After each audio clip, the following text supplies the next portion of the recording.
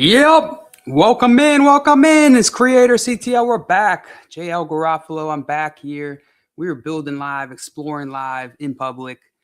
We're going to explore some products today, some AI products. We're going to reverse engineer what makes them valuable, whether we think they're going to be valuable or whether we think they're just going to get replaced by other AI products next week.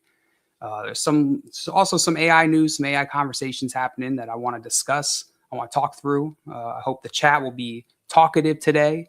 But if not, it's cool. You could just listen to me explore some of these products too. No big deal. Either way, we're going to get into it. I'm going to pull up Product Hunt, and we'll go through some of the latest really popular products that have launched recently. And the whole point of this is to give you an idea of, or give you different ideas to build for products that you might want to build yourself. I mean, a lot of this stuff, whether it's content or products or really anything creative, it gets sparked by other people doing creative stuff, right? It inspires you. It's like, oh man, that's cool. Let me try to apply that over here. And I have an exact example of how I did that this week, of a time that I did that this week with the job board product that we've been building on this channel, the Creator CTO channel on YouTube, in which I saw another feature that somebody had worked on using AI, and I was able to pull that immediately into what we were doing with the job match stuff on the previous stream. So regardless, chat, welcome in. We're talking AI today. I got my browser pulled up. It's going to be a little bit different, experimenting with some different formats here, see what kind of is useful, what's boring, figuring out what sort of formats I want to stick with going forward. So be very casual, like the last ones have been, not very buttoned up or professional. It's here to do this in public, to work with you all. If you have questions, if you have a product you want me to roast, throw them in the chat. That is what I'm here for. But otherwise, we're gonna dig into it. We're gonna explore this together. I'm gonna talk through it, and we'll see what's interesting. So let me pull a product in here. And if you haven't yet, make sure you go check out Creator CTO on YouTube. It's a new channel I'm starting where I'm helping people with AI, helping other creators, helping other business people. I suspect with this AI change in our world, a lot more people are going to be creators. A lot more people are going to be entrepreneurs. Unfortunately, a lot of our jobs are going to get cooked by this thing, our current jobs, pre-AI jobs. And so if you're not already an entrepreneur, you're not already a creator, and you are worried that you might eventually lose your job to AI, I honestly think there's not a better time to start than right now in preparing for whatever that next move is. Because nearly every company, every area, even the not software related areas, like the more trade stuff, is going to be touched by AI to varying degrees. So it's really worth following. It's worth exploring. Seeing what people are doing, and we're still earlier on here in this, at least in this latest leg of the innovation. So, and there's a lot coming out every day. AI just speeds stuff up, and man, is it speeding stuff up. There are people just putting stuff out all the time. So, my goal with this channel is to help with some of that discovery, make you maybe a little less stressed about some of the latest AI stuff, and cut through some of the noise here. But yeah, we'll see how effective we are at that. All right, not this. All right, so I'm pulling up Product Hunt. Product Hunt, if you are unfamiliar, is a website, producthunt.com, where it's just a community of people who love products, product builders, product lovers. Join, they coalesce, they congregate, and every single day there's a new drop of product launches that happen on Product Hunt. And so most product people know about the site, and they go in here and check it regularly to see what people are doing, to get ideas. It's really intriguing. It kind of jogs your creative muscles in the same way that seeing other content does. If you're a content creator, or seeing whatever domain that you work in, you see other people within that domain doing different stuff. You're like, oh, okay, cool. Let me see. So what I'm thinking with this is that we go through these different products and talk about whether we think that they're actually worth trying. With the increase in volume of products that are going to be put out there by people, I'm sure you've already seen it. Your timeline, I'm sure, is already filled, at least trickling in with people. Oh, I created this new thing. I launched this new thing. You've already seen it. That's just going to get worse. And so, what was my point with that? I don't remember. The volume is going to increase. And so now I remember. Increasingly, all of us will be forced to make more and more of these decisions of, is this worth trying? Is this worth picking up, putting in my info and exploring and seeing, is this actually going to save me time? Is this actually going to provide value to me? And I'm sure you guys feel that already was a little bit tiring before AI. So now we're getting into a world where it's like, man, is my full-time job going to be testing out apps? Am I just like full-time beta tester for the bots? Maybe. But we can at least maybe start to figure out what kinds of applications or what kinds of products are going to be more useful to us than other ones. So that's not just like one flat, tsunami of products all the time. We can start to classify them. All right, well, these are these types of ones. And if somebody offers something new, then we can just like put it in that bucket. Or if it deserves its own bucket, we just make a new bucket. You could do this more formally, like if you want to go track products and then, start attributing stuff to them. You could do more formal research around this. We're going to be very informal on this stream. Like I said, very casual. And so we're just going to rip through some of these and talk about them. But who knows? Maybe that leads to a product that we build on this stream, down the line. I'm not sure. So Product Hunt, it's organized and based off of like the time period. It's like, this is today's basically is always like the main one. Here's today one. Here's today's product launches. And so this is the top product from today. So far, we're at, it's only halfway through the day on the East Coast. So still time. This might change. But this app called Spine is AI agents that work across your most used apps. Spine is a visual workplace for managing and deploying swarms of AI agents that can complete complex tasks from start to finish. Okay, that's kind of cool. My first question as a potential user is like, why do you use this over ChatGPT or Codex or Claude Code or Claude, whatever? Like, how is this different from that? AI that synthesizes and researches info across multiple apps. So those other apps, while you need to prompt them, you can still plug them into any of your other apps like Notion. They always use like these 5, it feels like. Actually, I don't know what that is. Prompt Spine to synthesize and research across multiple apps. Okay, so it's a researching app. It seems like, it synthesizes and researches info. So it's going to pull in all your info from different tools and stuff into one research app. That seems kind of cool, but I don't really know, like, what's to stop ChatGPT or Claude Code from just, like, Claude just launched this week a multi-agent orchestration feature on Claude Code, which sounds fancy. What it is essentially like, it's a structure and like a little structure that you can use to spin off multiple Claude Code instances, multiple Claude Code agents, and orchestrate them so that they do exactly what this app is saying that it does. So maybe the advantage here would be like you can synthesize research and like run it continuously. You don't have to prompt it as much, but like it feels like Claude Code just got there. So I don't know. With a lot of these tools, it feels like that hesitation is there for me. Like, if it's not deep enough, it's going to just get included in the next round of updates. I mentioned on the last stream, but if you haven't followed, Claude there's some bit in the news this past week about Claude having a model that they won't release to the public because it's too powerful. Mythos sounds powerful. Your apps, your schedule. So this is number one. I'm curious why this would be. It's halfway through the day, so maybe it's that. And then usually the builder will come in here and give you like a little bit of spiel about, why they built this thing, which is also helpful as a product builder. You can use this kind of stuff to run it against your own experience and see maybe where, tune your product brain a little bit, your product eyes. Let's see, but even power users stitching together ChatGPT, Zapier, Notion can't. Integrate. So here's what's new. Integration Spine agents now connect to your apps. One prompt can pull a prospect list from your CRM, research each company across their website, news, and financials.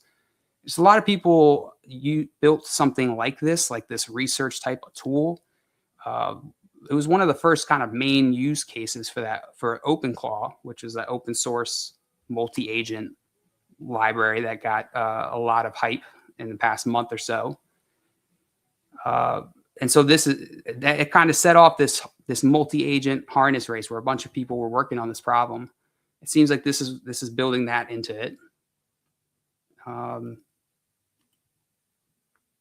But yeah, I mean, as a user, my question, unless I'm like super non-technical, I might get something like this to try, but I'm to see how it is to like use the product features. But if I'm a business owner who wants to build an AI native company, then I'm not thinking about purchasing vendors in the same way that I was before these AI developments. The models have gotten so good to the point where you don't necessarily you can probably just ask the AI to build that into your specific use case. And so really that's how I'm evaluating some of these stuff as a customer. It's like, what is this going to be worth me investing my data into, my money into?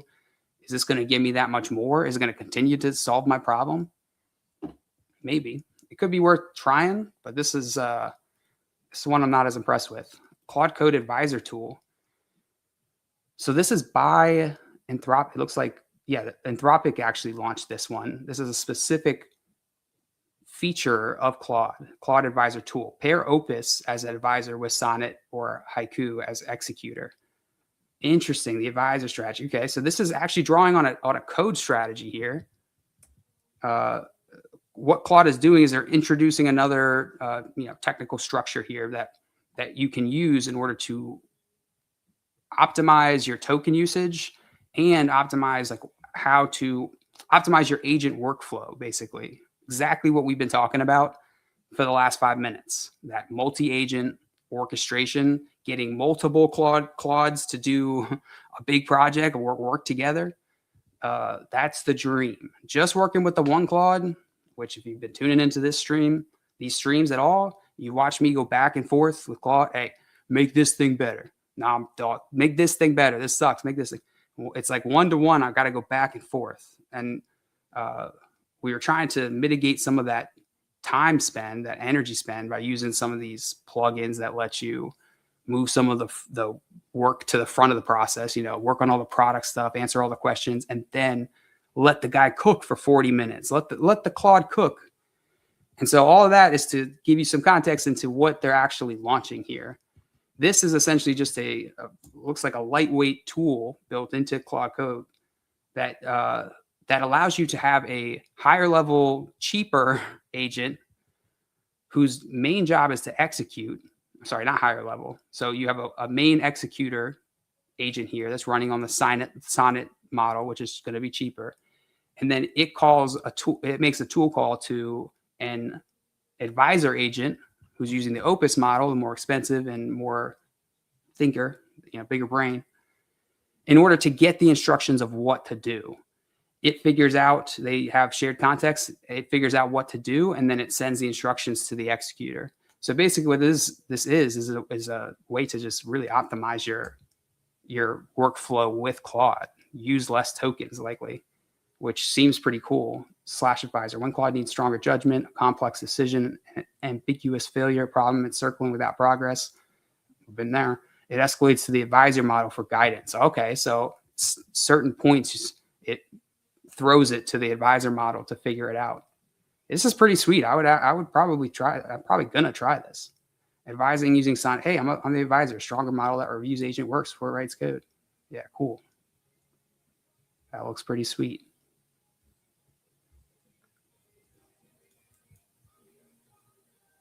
Okay, so here they're benchmarking it against just using Haiku without the advisor.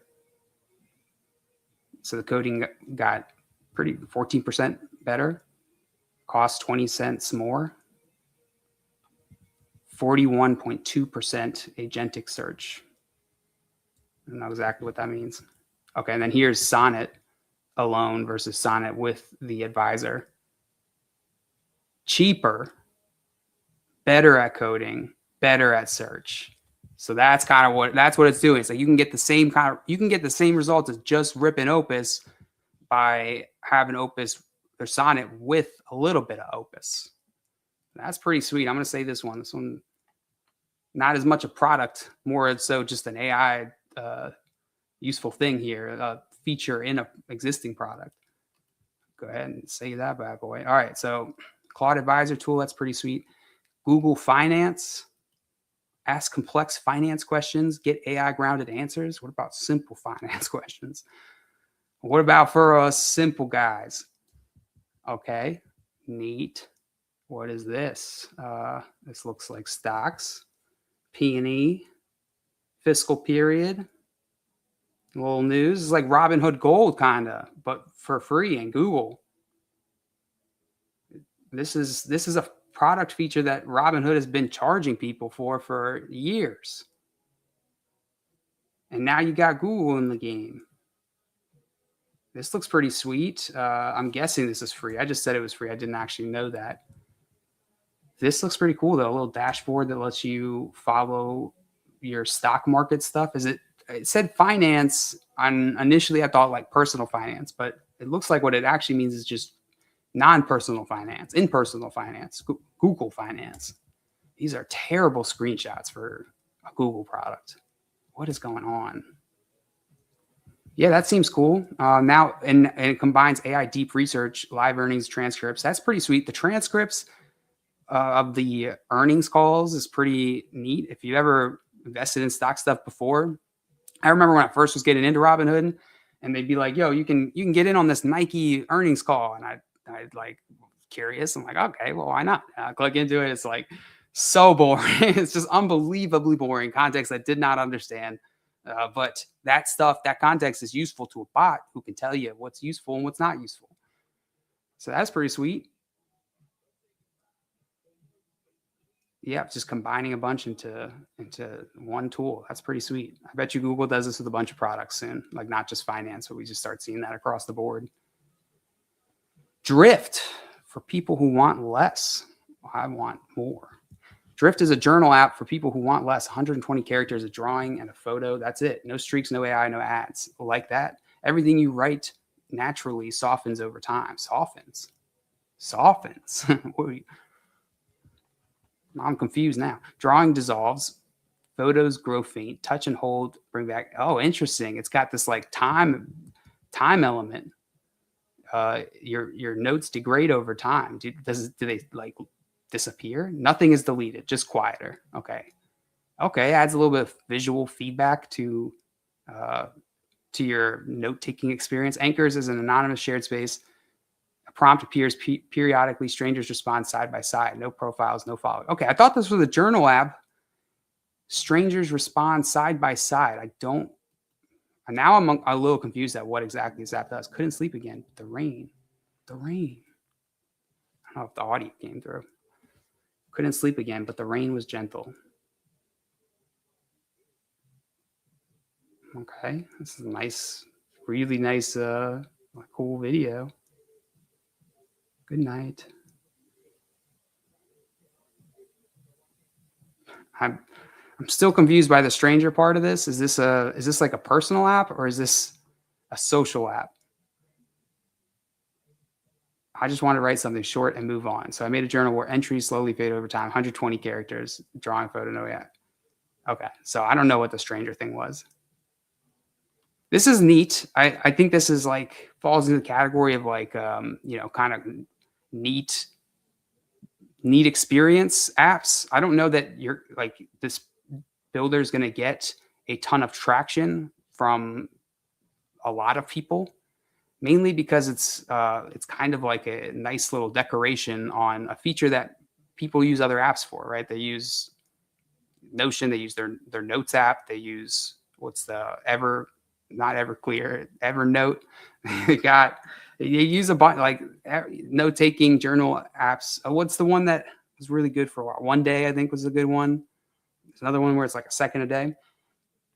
And so I don't know that like just the fading and the visual fading and the constraining the text is enough to get people in there all the time. But maybe the no streaks, no ads, the privacy thing, that's kind of cool. No AI, maybe. I don't know. Um, yeah, it seems neat. I wouldn't put like a huge stamp on in terms of like this product's going to be a big one. It'll probably, gain like a moderate following of 100. I mean, it's still got the number 4 of the day so far, which is kind of interesting. Okay, Outtalent gives engineers a huge advantage in landing top tech jobs. I built Outtalent after going this path myself and seeing strong engineers struggle, not because they lack skill, but because they lack structure, feedback, and the right system. Outtalent is not just a program, it's a product combining a focused interview curriculum with internal software AI tools. Okay, interesting. AI companion for planning your career, turning it into a clear roadmap. It builds an interactive flow graph. You can edit like a Miro board, which is kind of like which is kind of like a Figma. It's like what do you call that? Canvas board type app. Simple, visual, and flexible. Big tech startups, content creation. Okay. Let's see what this looks like. I want to make too big tech. I want to make too big tech. That's an amazing goal.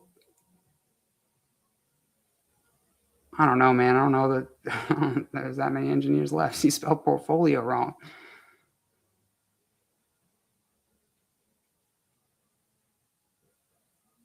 All right. So it's like a guided chatbot experience. Chad, if you got some AI tools or products you've been using, let me know. I want to see them. Share your dream. Share your dream. it sketches you a dream and then like share your dream with everybody. Share what you think you might do. Ma, I got my path. Look, look, Ma. This is me and my future coworkers. That's Tim and Terry. Oh man, Google. All right, that's kind of cool. Job board. Maybe there's something in here that we can rip for the job board. Townspeople often don't have a clear plan. Rarely do. Too much noise. Courses, advice, random steps, no structure. Minty Sauce that takes your goal and turns it into a clear visual roadmap you can actually follow. You can edit it, explore different paths, and adapt it as you grow. Okay. That's that's kind of cool. I don't see a ton of differentiation here.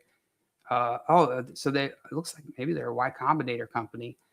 It seems cool. I think this seems like similar to the job board. It's not enough just on its own, like to really build some crazy useful product for. And what I mean by that is like I could pull up ChatGPT and or Claude and start a project, give it all my career information and have it work through some of this structure with me. There's not really much differentiating this app from working with ChatGPT. I mean, this Claude gives me three options when I'm coding. Claude Code gives me like, okay, here's 3 things. And they're it seems like more personalized than this. So maybe this is good for like early entry people. You can get some like differentiation there, like focus on early grads, early career people.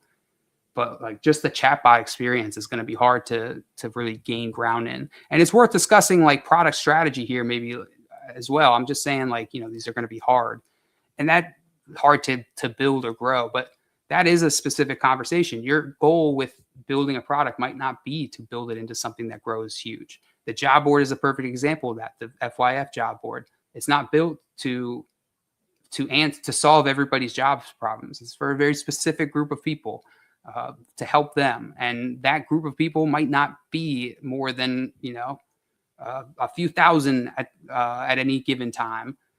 I think it's probably more than that, but it might be smaller, but at this point, because building is so cheap, it's so fast, you can really probably string together smaller product wins or products that do different things for you that kind of pull up into a larger strategy. So something like this AI companion for building a career path could be just a super useful free tool for early career people that then you build into something that is like continues adding value to their career down the line. You keep building feature value on top of the initial value here.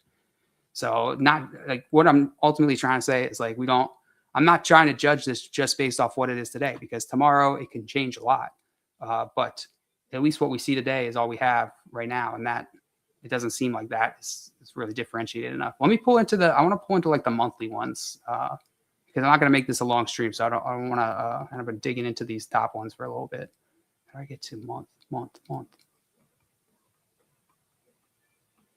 Here, not yesterday. Okay, so last week's one. File your taxes with Claude Code. Super interesting. Okay, now we're talking tax season's coming up for us Americans, us United States Americans. Jupid, weird name, but I like it. File your taxes with Claude Code.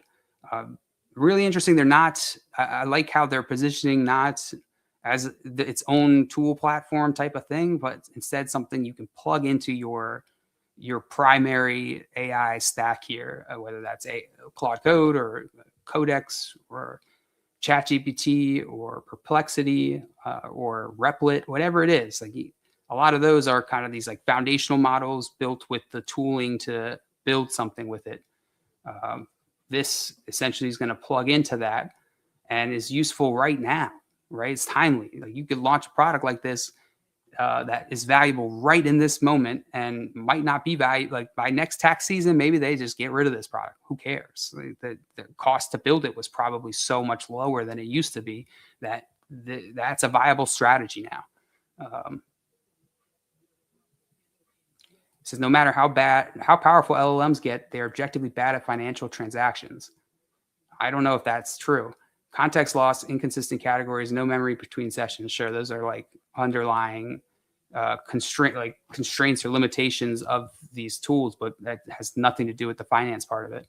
Jupyter fixes the data layer, meaning that it is providing it's fixing the data that Claude Code has access to, so that Claude Code maybe is less likely to hallucinate or less likely to pull in like fake data and be making your finance decisions based off of this fake ass data.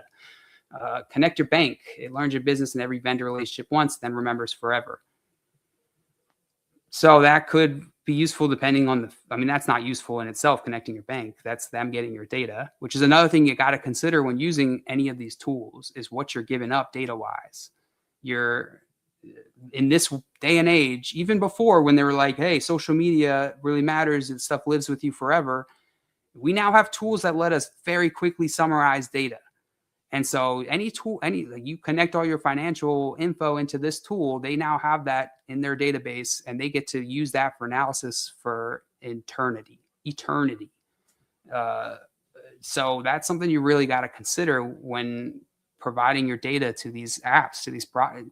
And it does not, and it also includes all of these companies and products, not just these third-party ones on Product Hunt, companies built on top of Claude Code and ChatGPT. I'm talking about OpenAI and Claude too, Anthropic, whatever. Like, don't give them all access to your computer and stuff, because they're gonna know about you. And when the robots eventually take over, you're gonna get targeted. Maybe. And if they know all that stuff about you, then I don't know. Scary world we're living in. So this is kind of cool. Back to the happy part of this is that's cool. That's a person. That's not an app.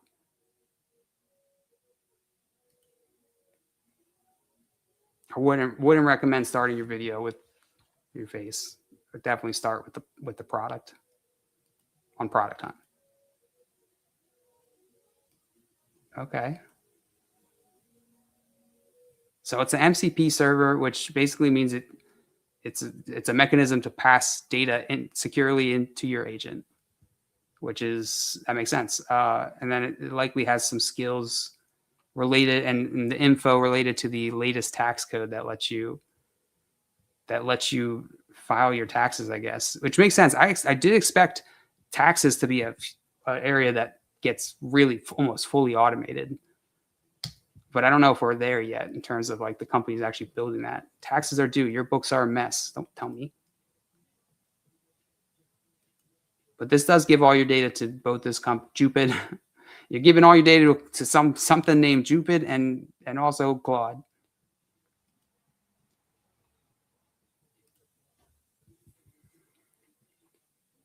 Okay, Influcio. Replaces one-off influencer campaigns with a self-learning AI system. It finds the best influencers, run campaigns end-to-end, helps you manage them all on one platform, and uses performance data to optimize every launch. This is cool. Yeah, I feel like a lot of creator businesses are building this kind of stuff on their own, which makes sense. With any of this stuff, these tools that you're accepting, you got to think about like long term. What's in tech we call it build versus buy decision, right? Is it worth it to just pay somebody more money and get access to this thing right now, or is it worth building on your own and not having to pay a toll every time you use this thing, or every time passes while you're subscribed to this thing? That decision is going to get changed a lot with AI now, because the way that decision gets made is going to change a lot for business owners, for technical decision makers, because they have the supply to the economics of it are all different than they were before, and so I imagine most software vendors should be adjusting their prices at this point, or else they're getting undercut severely by kids with Claude. The perfect influencer match, built to match your product goal and budget. Okay. This is like brand deal type of stuff. Like if you're on a business side, you might want to match with an influencer for distribution, talk about your product, that type of thing. Deep influencer insights, vetted stats and performance at a glance. Okay. Just pulling in data from the platforms. It's not that special. Track real-time ROI, see exactly how each influencer drives growth. Again, that's not too difficult. It's just tracking the right things across the various influencers and channels. That isn't a difficult thing to have Claude build out for you. Professional campaigns starting at $1,000, maximize impact with a small budget, 15% off. I don't know. Start professional campaigns. So $1,000 is the initial what you got to pay up front. I mean, it's probably targeting bigger corporations, which might have that money, but still, like it doesn't show me how you're generating $1,000 worth of value before I pay you $1,000. Also, this is a terrifying avatar for your. What are you doing? Like, yes. Oh my God. It's like the uncanny valley. If you don't know what that is, look that up. It's a technical term about AI that looks too freaky to humans, too close to humans that it's freaky. The next AI marketing agent. A lot of people use OpenClaw started building out something like this, which is why I say it's something that you can likely build on your own, meaning we're going to get to this point where you can probably just ask for all these features to a Claude, and he's, okay, I got you. Here's the exact thing, man. Recruiting the right influencers. Okay, so combining a global creator network, AI-driven yeah, that could be interesting depending on what data they've gone and scraped, and what their network of creators looks like. Hard to tell just by marketing material. 10 times faster than human, but how much faster than Claude? I don't know. All right. I'm going to wrap this one up. Thank you everyone for joining, talking through some products, talking through which products are useful, which ones will help. I hope you found this useful. I'm trying out some different formats, but if you like this or if you didn't like it, please let me know. Send me a DM, something. Any feedback is helpful. I want to keep doing stuff that is useful to you all and is not useful to you all. So that's what I'm here for. If you like this, hit me up. And if you didn't like it, also hit me up is what I meant to say. All right. I hope you enjoy the rest of your weekend. Goodbye.